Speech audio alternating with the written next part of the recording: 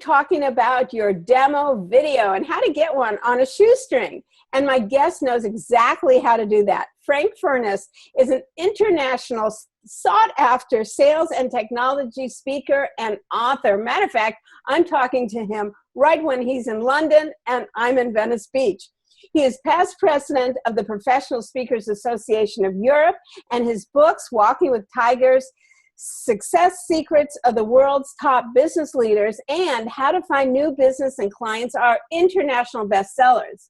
But apart from speaking, Frank has an internet marketing business with 72 websites, all producing income. Wow, what a dream that is.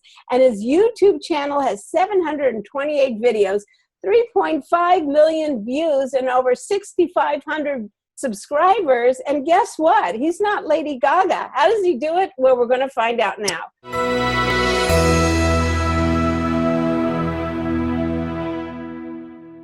Please welcome Frank Furness. Yay. Hey, Frank, how's it in London? Hey, Judy, great. It's lovely to be with you, and thanks for inviting me on your show. So, Frank, how do we get a great demo video that makes people want to book us? Okay, so you've got to have a great demo video because every meeting planner, every bureau nowadays want to see that demo video. Now, there's a couple of ways you can do it. If you're already doing the big conferences, this is what I do. You get in there and they've got the two big screens next to you, and there's normally about 4 or 5 cameras on you. All of those cameras are empty. When I get there, I sometimes take the film with me and I just go and speak to them and say, listen, would you mind just filming it for me? It's no extra work for them, and I'll walk away with 5 absolutely brilliant videos. The other thing I normally do is, if it's a big conference, I would say to the organizers, listen, can I get a copy of the original video? And I put it into the contract. So I always try and get those because they're first-class, superb quality videos. Okay, so what exactly do you give to the camera people? You've got to find this out beforehand. So sometimes I would have a tape, sometimes I'd have a chip. A lot of them just have it with them in their bag. I spoke at a conference in Orlando just recently, and they had a videographer over there, and I said to her, have you got any film that you can put in? She said, sure, put it in there.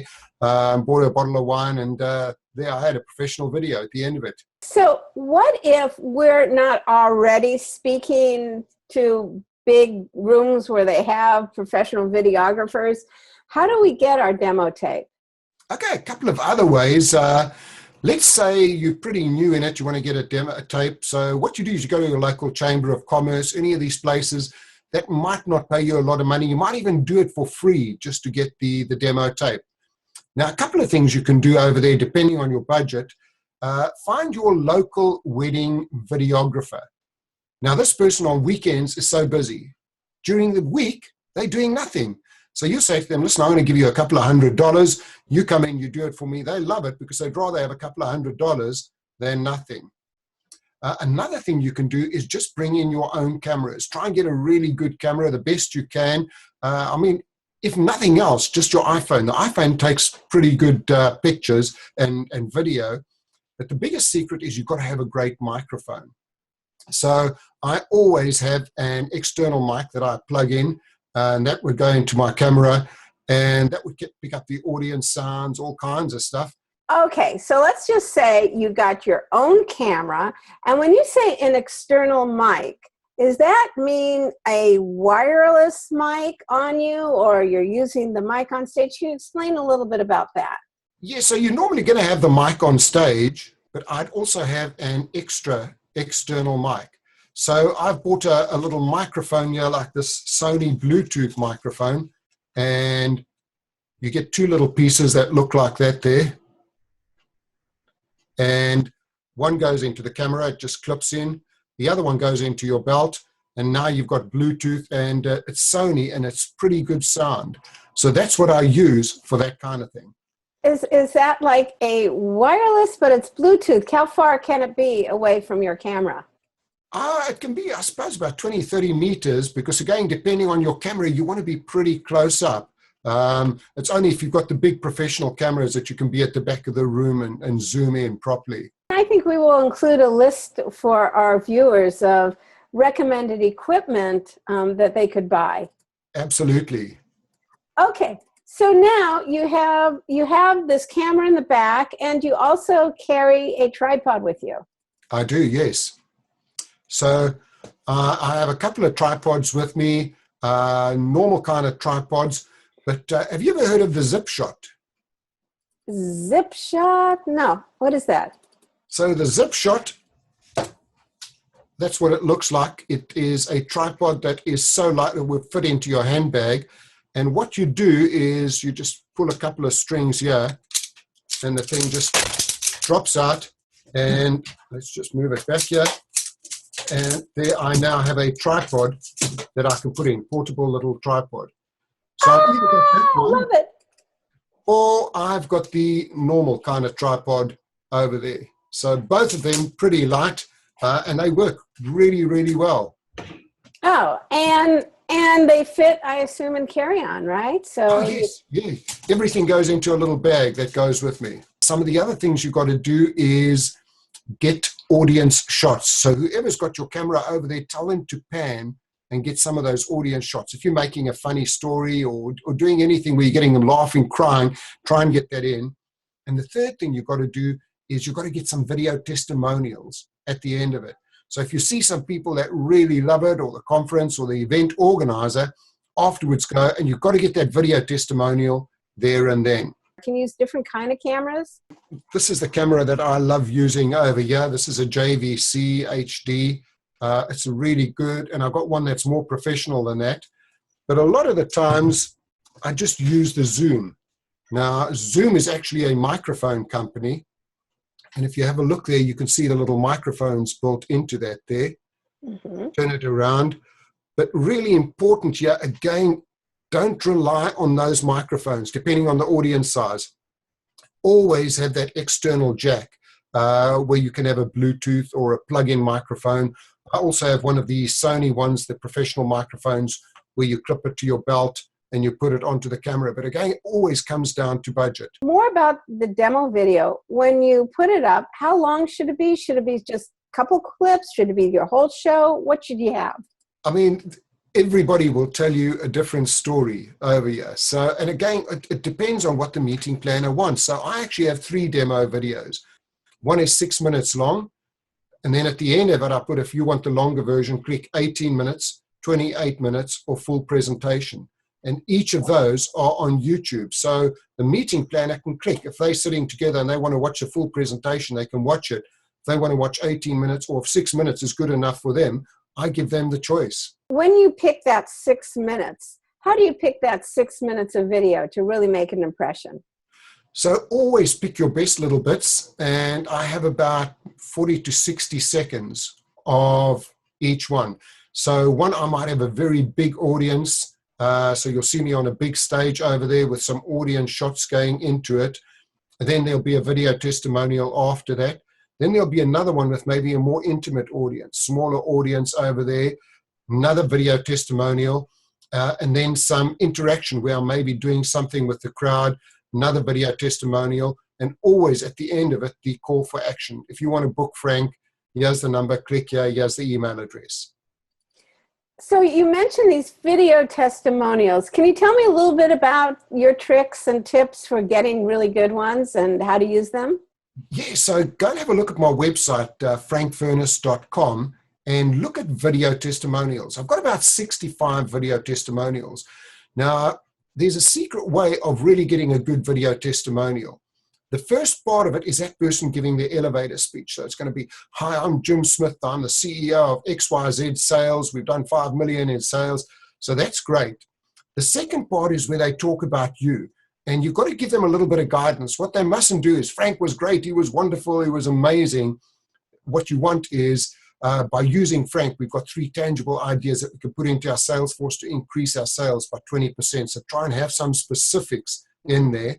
And then they finish off again saying who they are. Then when we edit our videos, we want to include a testimonial. And your testimonial is where you ask the person ahead of time, what value did I create for you? And could you mention that? Please tell me your name, your position, and you know what are the takeaways that I gave you? Is that correct?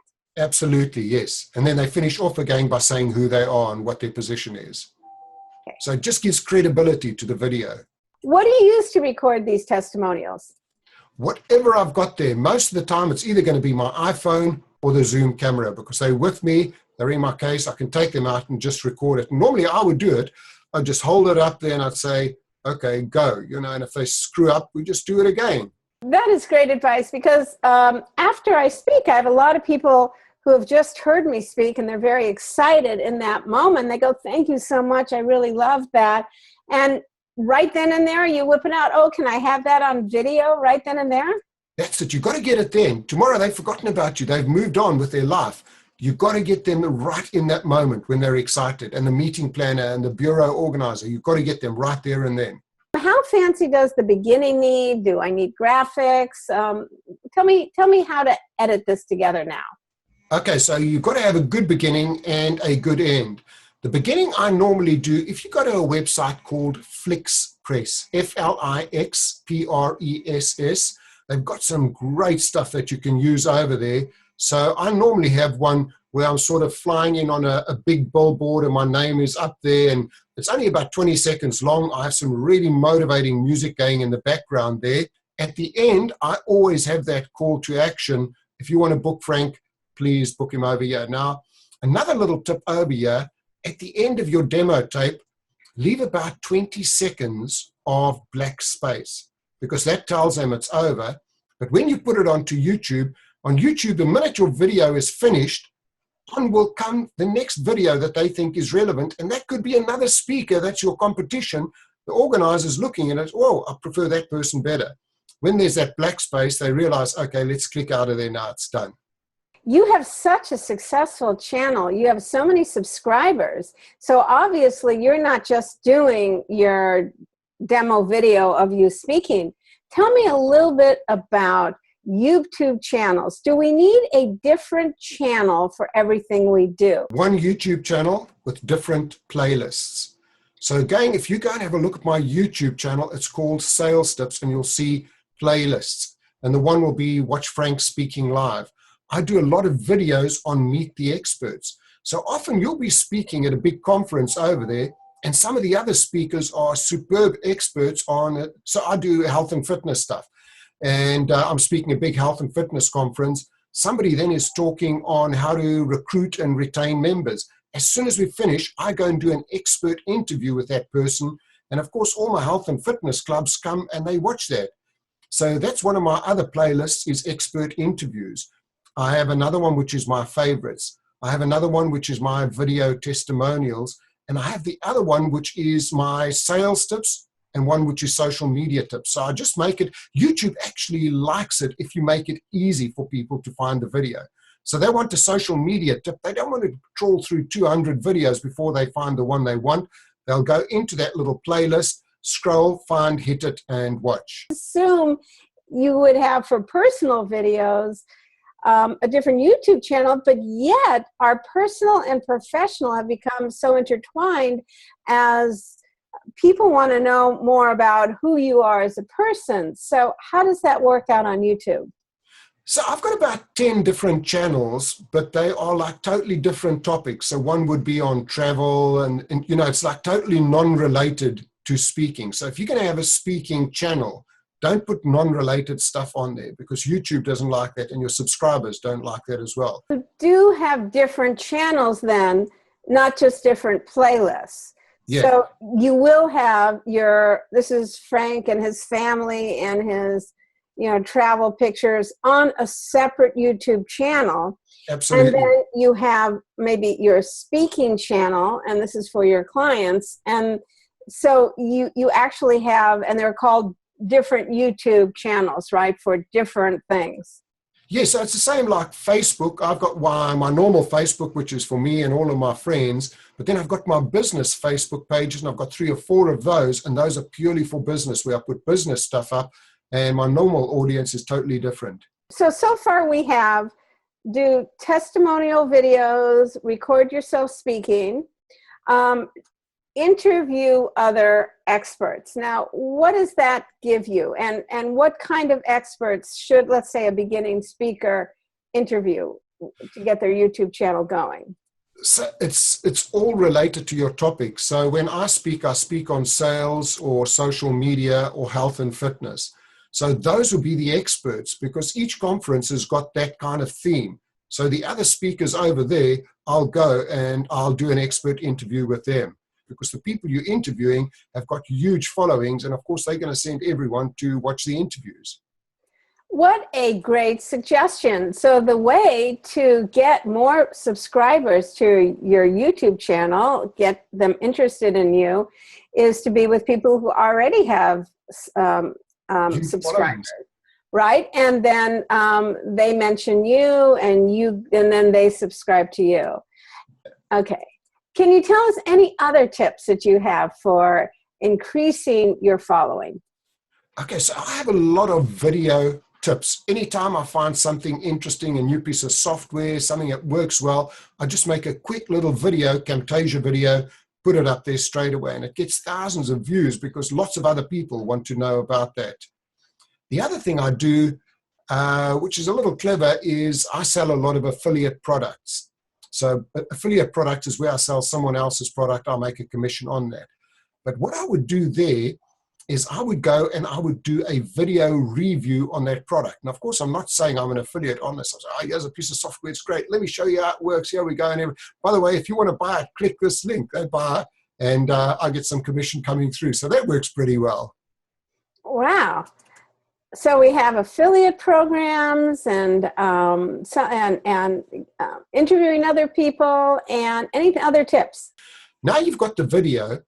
You've got to get all of the keywords and tags right to get a lot of views on YouTube. So what I would do is, let's say I was doing a video on health club retention. I would go and do a search for videos on health club retention, and then I look for those that have got the most views. So maybe I see 1 or 2 videos that have got 2-3 million views, and then I look for the keywords, and I see all of the keywords that have been optimized in that video. I take all of those relevant ones, I cut those, and I paste them into my tags. Now, once your video is uploaded, I've got the keywords done there. Before I'm even going to upload that video, you've got to rename that video, because otherwise it's going to be called vid123.mov. So that doesn't help Google at all. Whatever you're doing, you've got to think Google. So let's say it's a sales video, increase sales. I would rename the video and I'd call it increase sales. So now we've renamed it.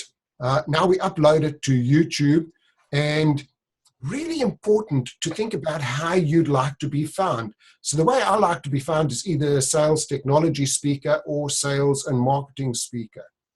That little tag goes into the title of the video, it goes into the description, and it goes into the keywords. A little bit about your description. You've got about 5,000 characters you can use there. So put in as many keywords and phrases and make it nice and readable. So Google scraping again is going to pick up all of those phrases. And of course, that's going to optimize you and get you more views. As soon as the video is finished, at the end of your video, you'll click into where it says share. Now I go and I share that video on every one of my social media sites except Facebook. So I'll put it onto Blogger, I'll put it onto LinkedIn, I'll put it onto every social media site. And the last thing I do is I take that video and I upload it natively to Facebook. So that's the process I use with every video I make. Well, thank you so much, Frank. Just great advice that really teaches us how to DIY our video marketing, get a demo video, and do so much more with it. Great. Thank you so much, Judy. Brilliant being on your show.